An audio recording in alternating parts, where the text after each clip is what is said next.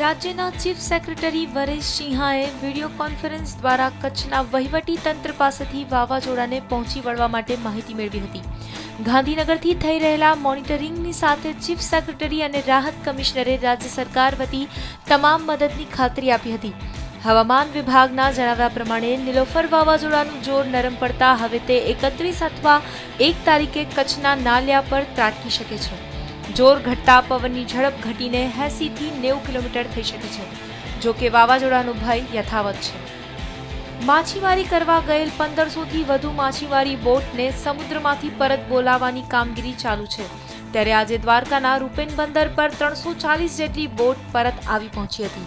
પરત આવેલી બોટના માછીમારોના જણાવ્યા અનુસાર હજુ સમુદ્રમાં અનેક બોટ છે જેમને પરત લાવવી જરૂરી છે. અચાનક વાવાઝોડાના ભયથી પરત ફરતી બોટોને કારણે બંદર પર ચક્કાજામ જેવા દ્રશ્યો સર્જાયા છે. બોટના જમેલાઓથી અને દરિયામાં રહેલી બોટથી વહીવટી તંત્ર માટે પણ મુશ્કેલીઓ સર્જાય છે. દેવભૂમિ દ્વારકા અને જામનગર જિલ્લામાં ઉચ્ચ સ્તરીય મીટિંગો દ્વારા કામગીરીની સમીક્ષાઓ હાથ ધરવાની કામગીરી નિરંતર ચાલુ છે. ત્યારે આજે રાજ્યમાં વિવિધ શહેરોમાં રેસ્ક્યુ ટીમ અને એસઆરપીના જવાનો તૈનાત કરી દેવામાં આવ્યા છે.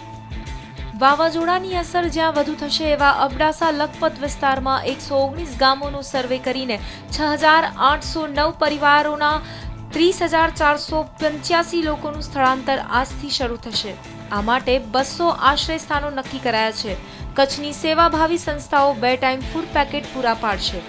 પોલીસ તંત્રને પણ એલર્ટ રખાયું છે. કચ્છના 2 મોટા બંદરો કંડલા અને મુન્દ્રા બંદરે સાવચેતીના તમામ પગલાં લેવાઈ રહ્યા છે.